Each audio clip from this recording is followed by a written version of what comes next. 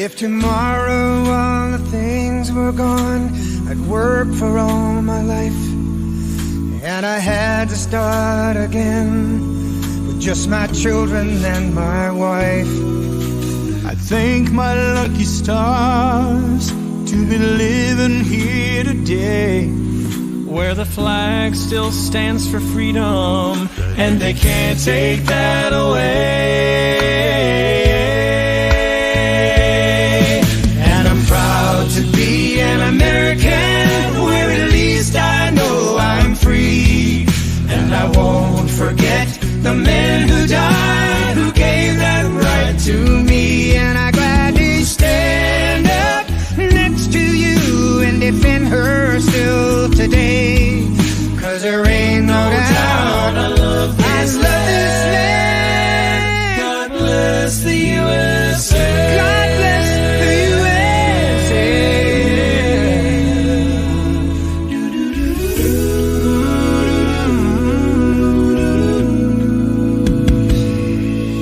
From the lakes of Minnesota to the hills of Tennessee, across the plains of Texas, oh, from sea to shining sea.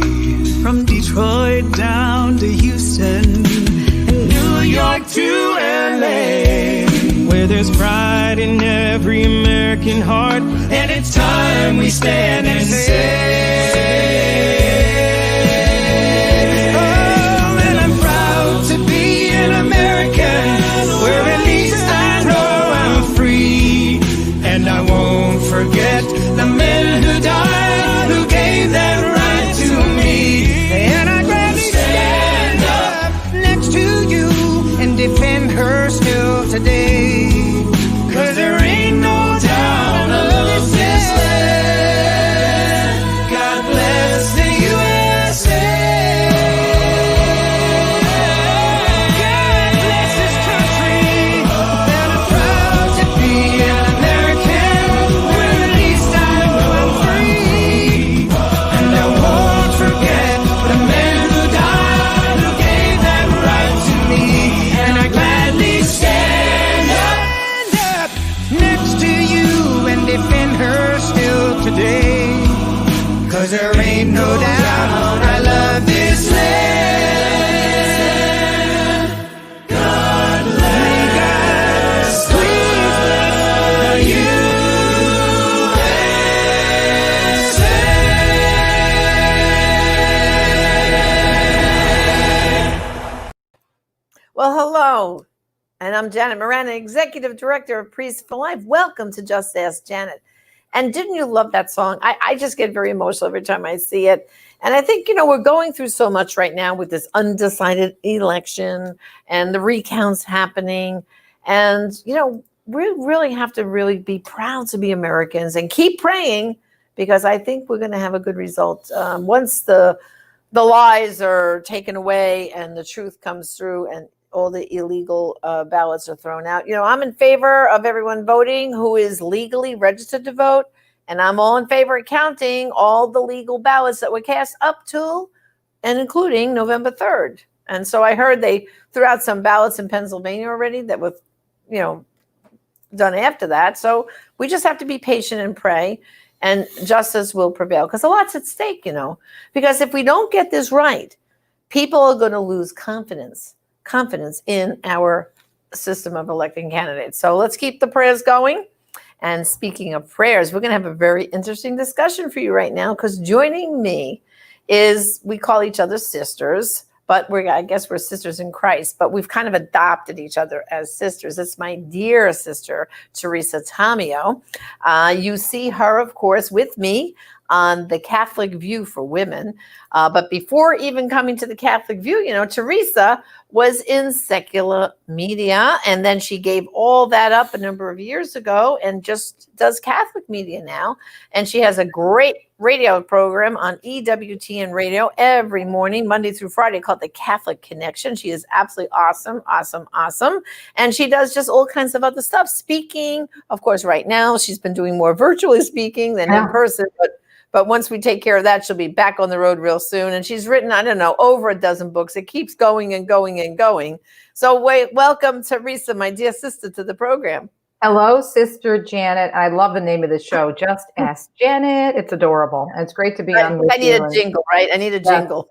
Yes, and it's great to always be with you and support the amazing work of Priests for Life. You guys are just incredible. Thank you for all that you do for life. All right. So I alluded to the fact that, you were in the secular media. You were actually in the Detroit market. Just give them a little quick snapshot of your journey, because I know we both share the story of we were bad girls. We went away from the church for about 2 decades, and now we're back for good. But give them a quick snapshot. Sure. Just a quick summary. I started working in the secular media shortly after I graduated from college in 1981. It was my dream. I was an award-winning television and radio news reporter, and things were going really well professionally and personally. I met a great guy, Dominic, to whom I'm still married, thanks be to God, a Deacon Dom, who became a deacon 8 years ago. But along the way, before we came back to the faith, we were both raised Catholic, cradle Catholics in Felloway, as you mentioned. Along the way, the world stepped in and really skewed our view of things. We did not have really a Catholic view. We had more of a worldly view of everything.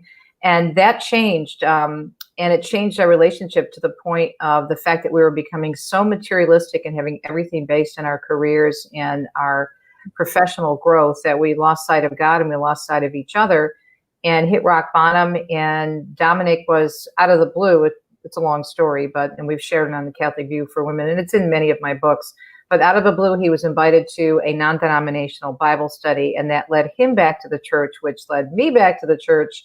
And eventually, I left the secular media in the year 2000 because I just felt that, JM, that my talents as a writer and as a broadcaster were not being used wisely. And there was a lot of bias, but there was also this sensationalism and the blood and guts stories. And there was a lot of things that caused me to leave. And when I left, I didn't have a job. I had no idea what I was going to do.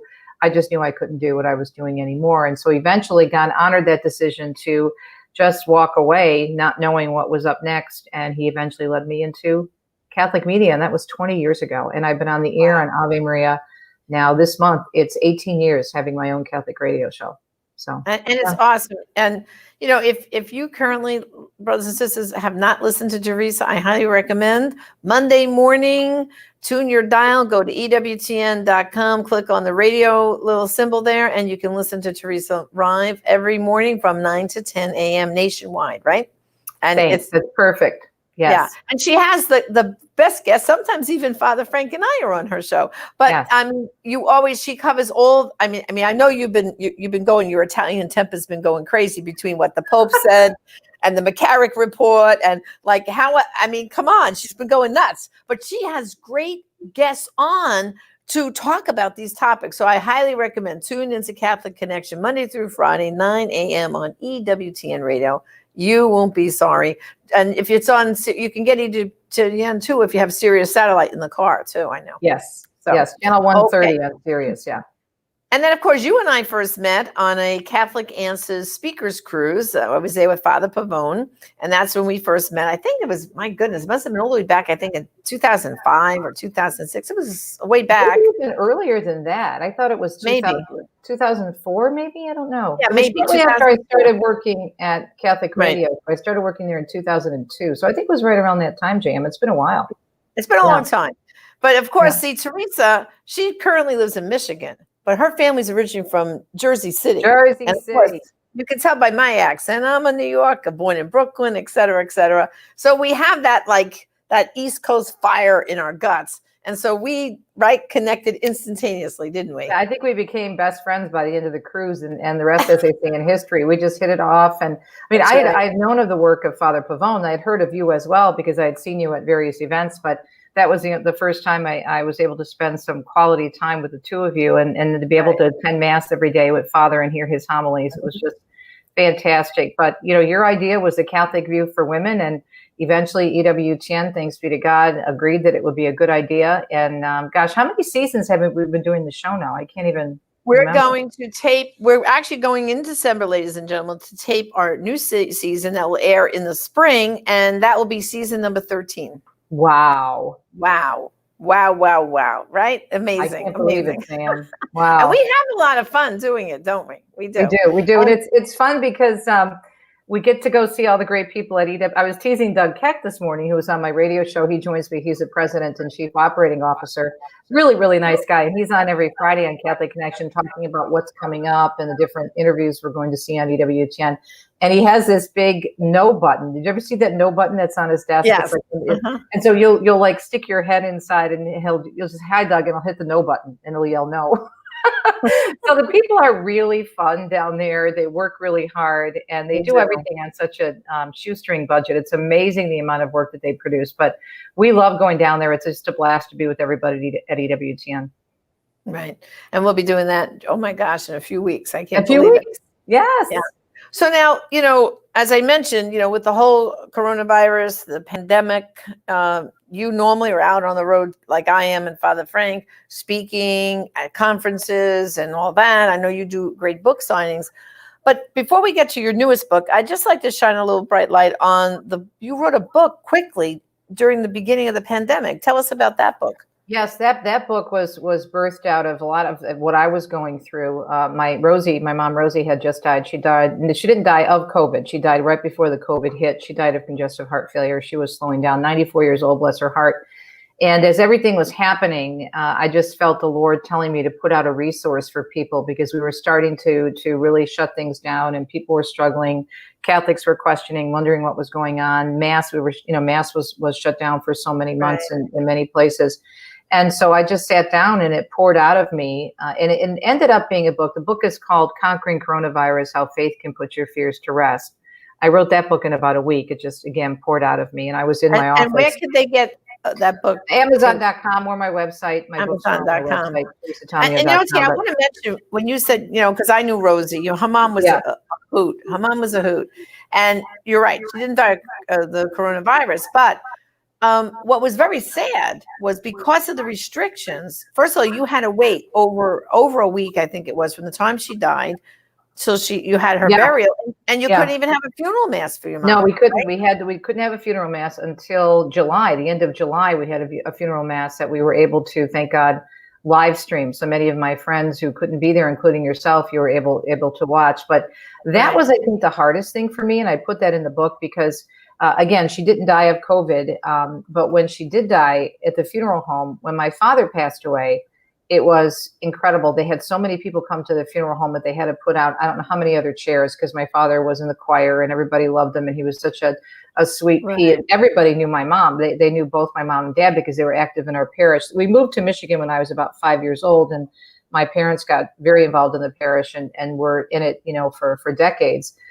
And so my father's funeral was amazing. The funeral mass was amazing. The choir was there. The funeral home was packed to the gills. And when we were sitting there in the wake for my mom, we were only allowed immediate family, JM. So there's only about 10 of us because we have a lot of relatives still on the East Coast. And I turned my head and I got all choked up because around the corner was the room where my father had his wake. And again, people were overflowing into the hallways and it was packed to the gills. And there's Rosie, and there's 10 of us. And I just, it was very, very difficult, very difficult. And then we couldn't even have a much graveside. We had a graveside service, thanks be to God, with Monsignor, our pastor, but the mass didn't come until months later. So there was a double grieving for us because in addition to losing her, we didn't have the usual beautiful Catholic sending off that we do. So that was tough. It was really tough. And you know what, Teresa, you're not the only person. I know quite a few people experience the same thing.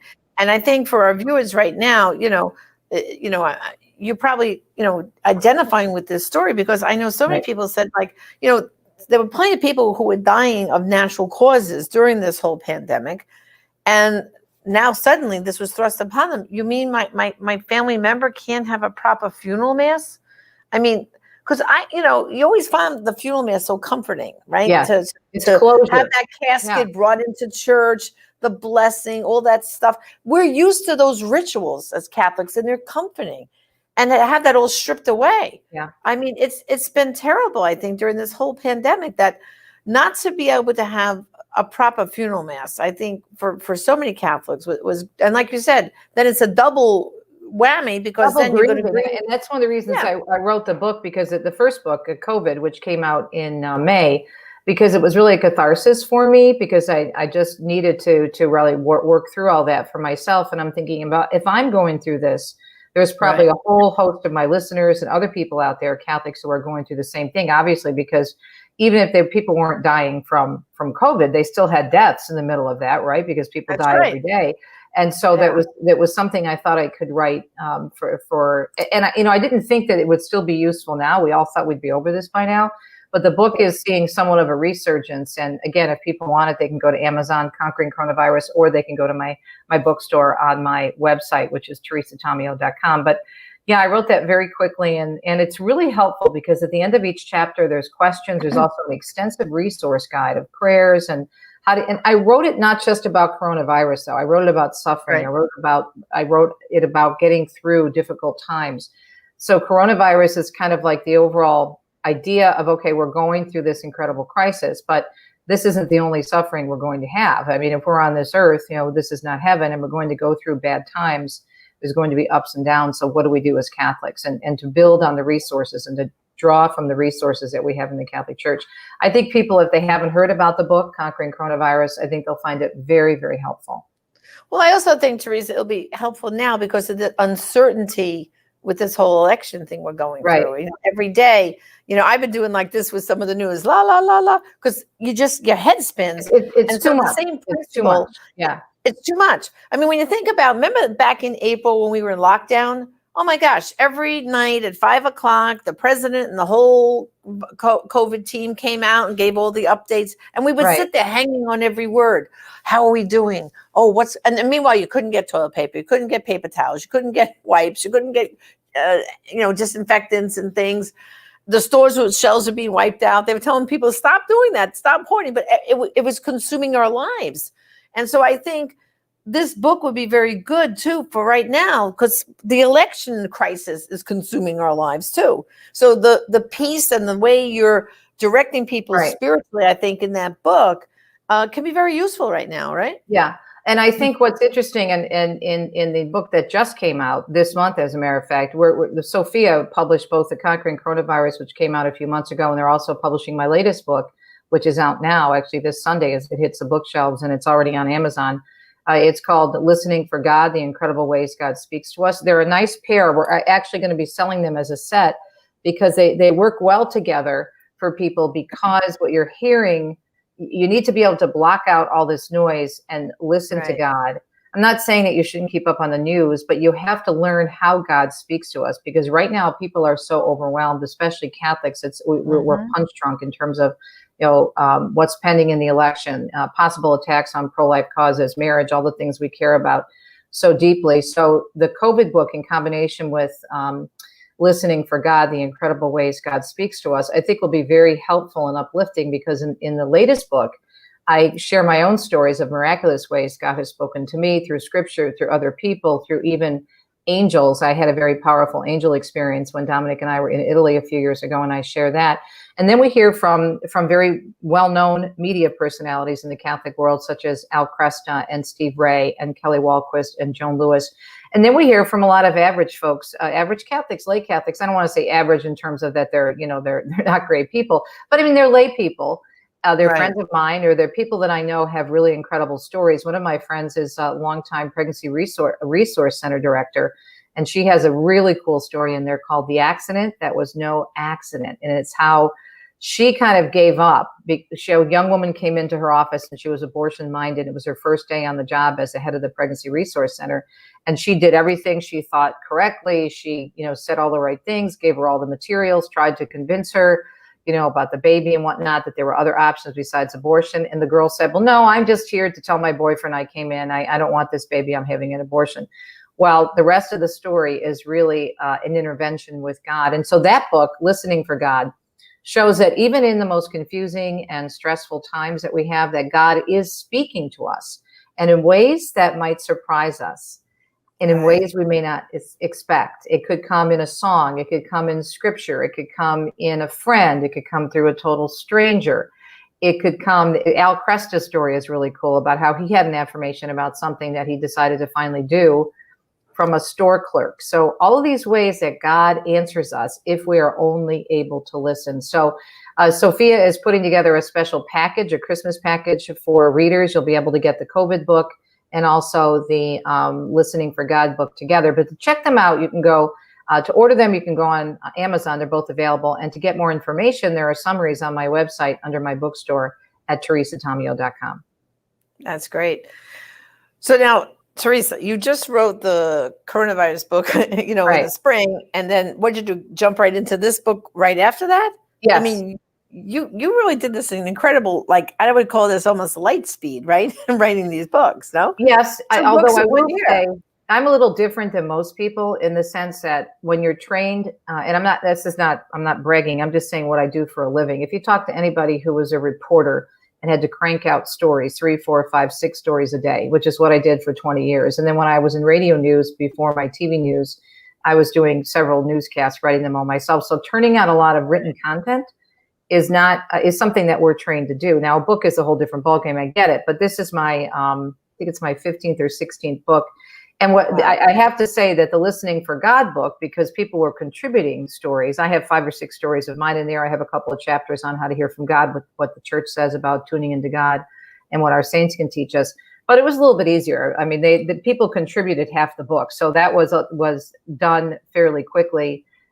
The other one was quick as well, but this one was not that difficult because I had all these great contributors. But I love to write, and since I can't speak, Dominic says I keep writing books because I can talk longer.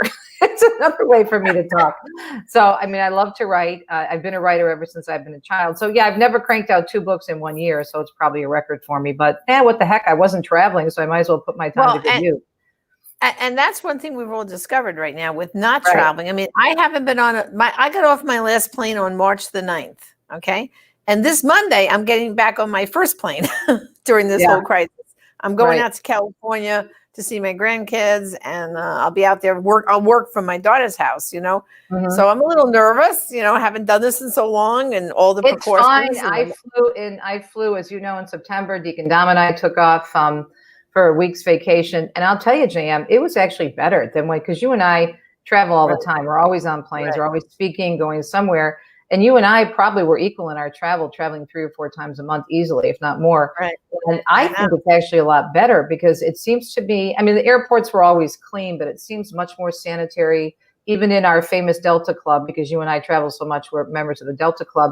It seems just a lot more sanitary, and the planes are cleaner, and the lines are not as long, and it's very safe, very, very safe. I had no problems. And I'm flying again down to meet you in Alabama in a few weeks. So yeah, people should not be afraid. They should be willing to get out there and enjoy it and do what they can. And Teresa, that's why I think these 2 books are going to help people. The phrase you just said, "Don't be afraid, be not afraid," be not afraid, like St. John Paul II is. Because, I even spoke to Dr. Ray, our good friend, Dr. Ray Garundi, about this.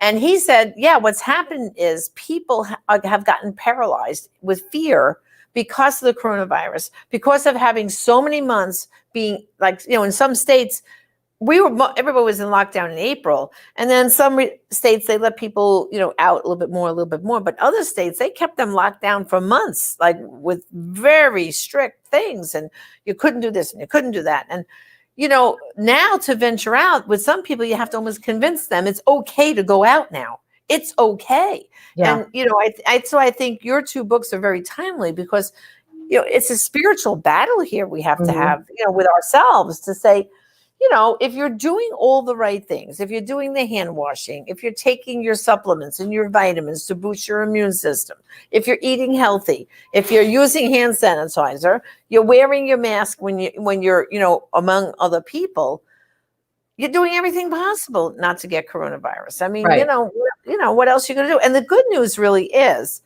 excuse me, I think now it's 98% recovery. Is the statistic now. 98%, you're correct, yes. 98%. So brothers and sisters, this is not what it was back in March and April when they were playing catch up. Let's find out about this and see what's going on. And now we know.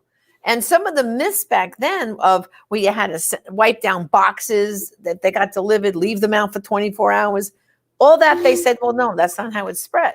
It's the droplets, it's in the air and all that. So I think, your book, I can't wait to get my copy, to be honest, of Listening for God. I'm going to be ordering it and get it because I think we all need that comfort right now in our lives to go deeper and spiritually and trust in God, because he's got our backs. We're going to get through this just like other crises. I think back, Teresa, and you might recall this too, for September 11th. Of course, I was in New York at the time. And there was a paralyzing fear that we had to overcome. Were the terrorists still on Staten Island or still in Manhattan?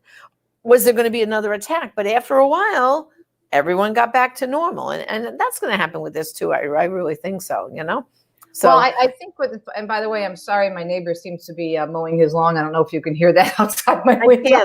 Okay, good, because it's very we're good. For me, but hey, what are you going to do? This is what we do during COVID. We do everything from home. But the thing that's frustrating to me is that the media are giving us. People have to understand, the media are a business, okay, and they're run by ratings. They're run by advertising. The more they can get in the ratings, the bigger groups they can get in particular demographics, the more they can charge for ratings. And one of the ways that they increase those ratings is they keep people scared.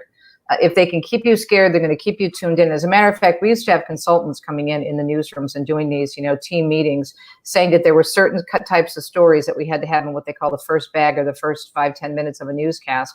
And that a lot of it had to do with fear. And obviously weather was really important, but there had to be something to get someone's attention. So it's kind of like the whole thing with, like going down a freeway and seeing a car crash where people are going to be gawking at it or whatnot. So the media are built on fear in the sense that they try to keep your attention.